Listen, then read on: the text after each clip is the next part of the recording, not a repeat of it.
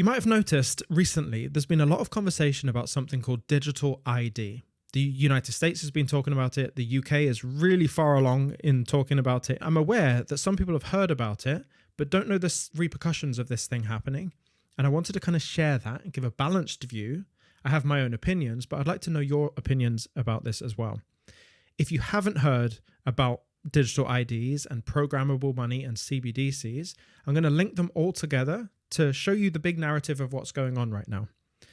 And if you enjoy it, hit subscribe and share this video with your friends. So with all this stuff, Charlie Kirk getting shot for having debates, it's insane. The wars that are going on, everything that seems to be happening right now. I do wonder if all of it is a distraction from something, what would that something be?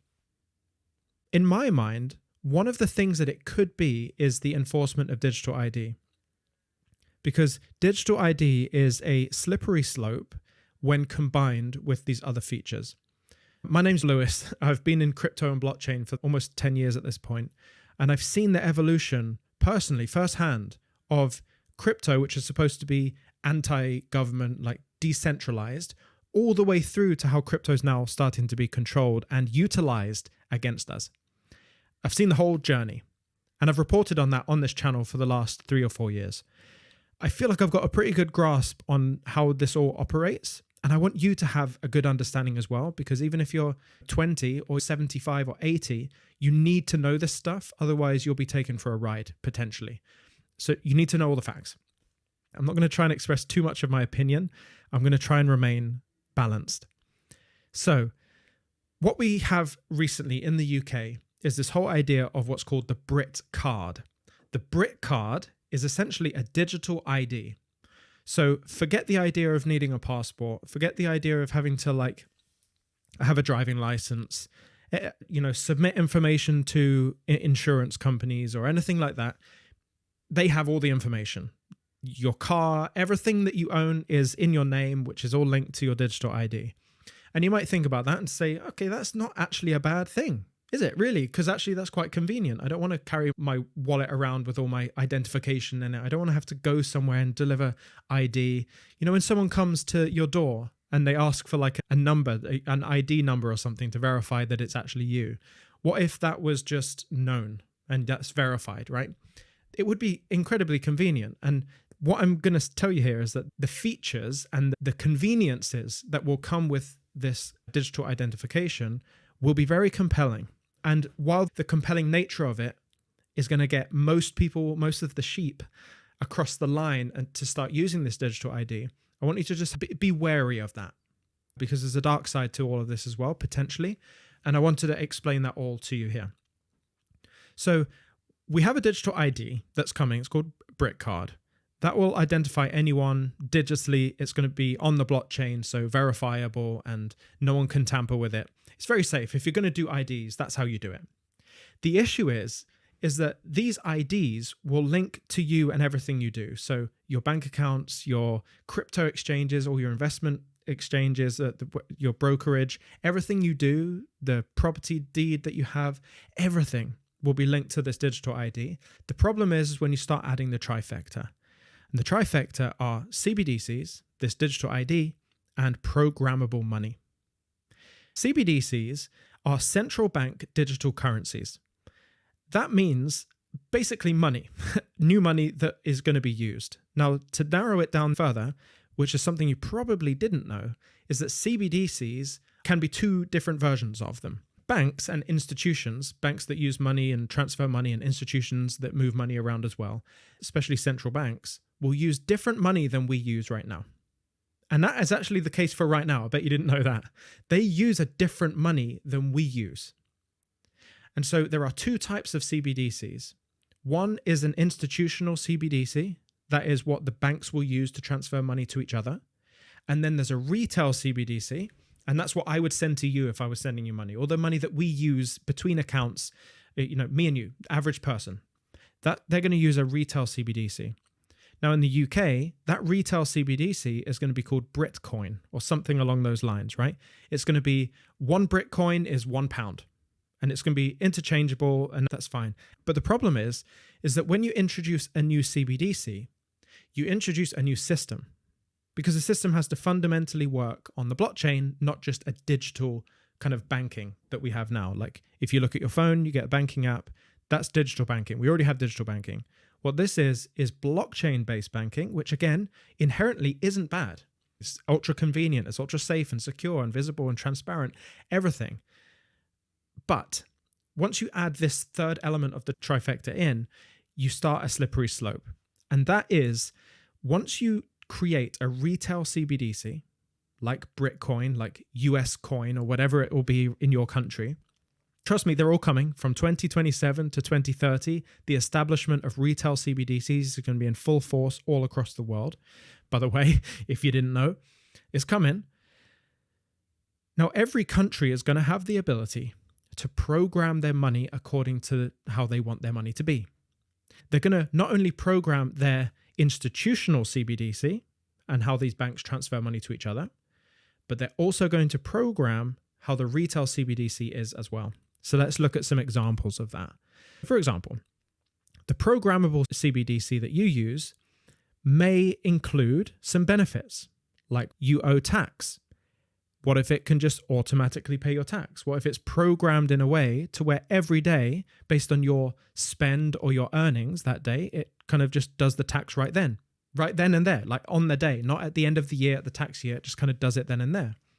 What if all of your subscriptions, for example, that you pay for, what if those are handled just per usage? So you're watching Netflix and you watch a movie, depending on how many minutes you watch, it charges you for the amount of minutes you've watched Netflix, not the monthly billing cycle.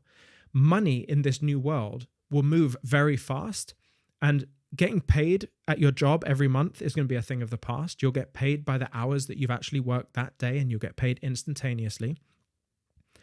The problem is that recently we have seen you can actually get killed for the words that you speak. You don't have to do anything to anyone. You can get killed for speaking.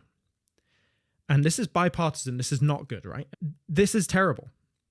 And so when you look at that and you think at narratives at scale, I think we can all kind of own up to the fact that we know that the government are doing things that we don't necessarily agree with, regardless of what side of the party line you stand on. It's also known that they might have agendas that they don't necessarily tell us. Again, this might be for like population control, we don't want mass hysteria, or nefarious things, right? So in light of all of that, I want to provide an example. So let's say you say something online and someone's feelings get hurt by you saying that thing online. It's not as bad as what Charlie Kirk got, but you said something and people got offended. Well, we've seen recently in the UK where you can say something on Facebook and get arrested. Like that's an actual thing. And what they're saying to get arrested really is just hurting people's feelings, and they get arrested. So I want to extrapolate that out. Let's say in 10 years' time that happens again, and the government don't like something that somebody said online.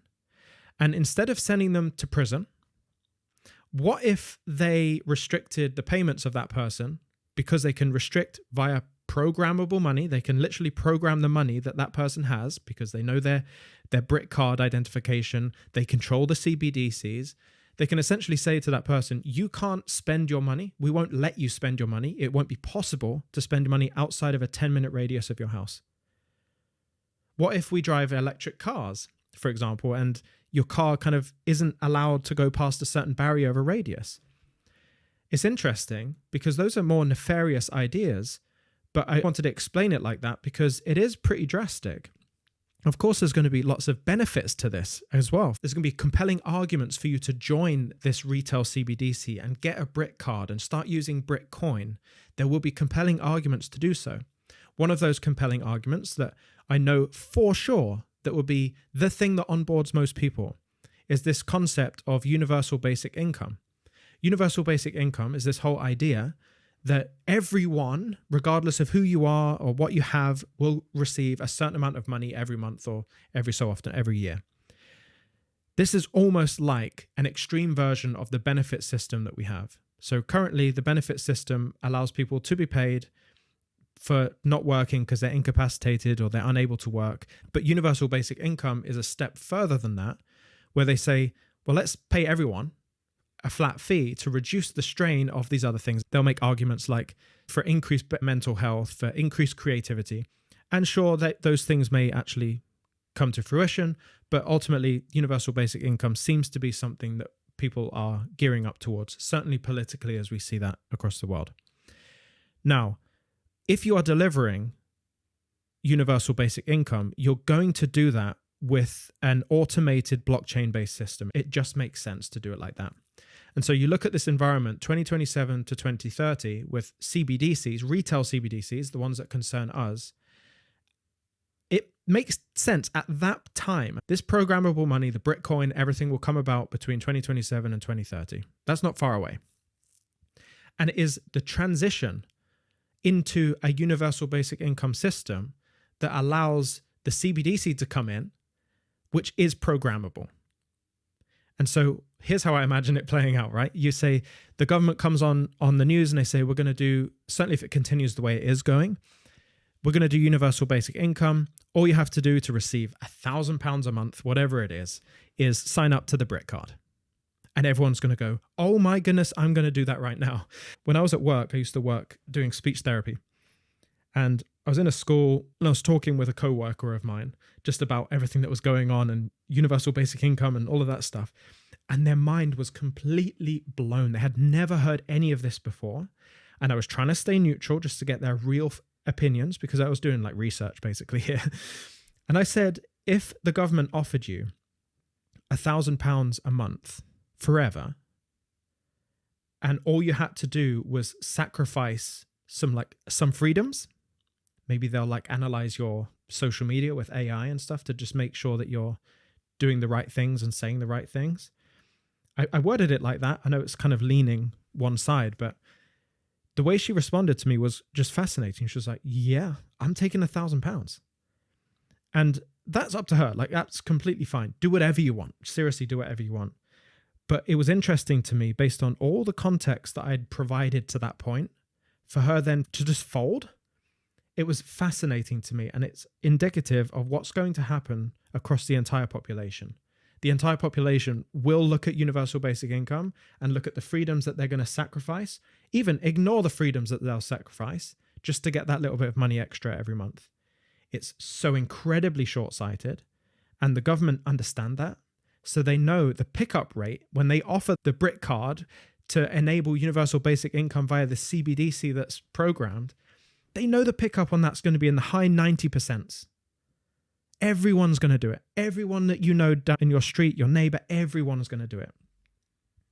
And that's fine because there will be plenty of conveniences, but those conveniences may come at a cost. And even if those costs aren't necessarily in the mind's eye, let's not be conspiratorial and say that the government don't have that intention to abuse that system. They still have the ability to. And I think across the board, we can say that we don't have 100% confidence in government in general, right? So acknowledging those two means you have to acknowledge there is some risk with that. But there will be a group of people that are thinking, this system is all changing and I don't want to participate in that. I'm not willing to sacrifice that privacy and sovereignty. What do I do? What do I do with that? Like, I'm on my own. And this is why I think it's so important to understand blockchain and the opportunity that we have in this window of time before CBDCs, because this window of time that we have, the next year and a half of crypto, is potentially the last opportunity we have to make some meaningful profit from this space so that we can escape the system. The best way to escape a system is to have the means to do so.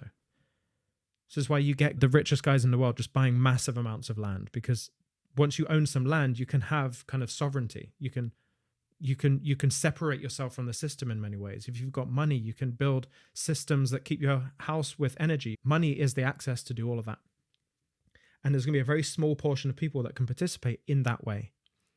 So I urge you, take some time to learn about blockchain, the different options and opportunities that are out there. Become educated. You can follow this channel, but I want you to see the pieces moving, because these moving pieces are going to be what changes the world. And I think if there is a distraction going on right now, this is the kind of thing that they would be distracting us from. Anyway, if you enjoyed this, please subscribe to this channel. for more videos just like this. If you've got suggestions for other thoughts that you want me to discuss, put those in the comments. I read every single one. If you want to see what I'm thinking on a week-to-week basis about the market and everything, you can subscribe to my newsletter. That is directly below this video, the top link of the description. Register there and I'll email you very soon. All right. Thank you very much. I'll speak to you soon. Bye.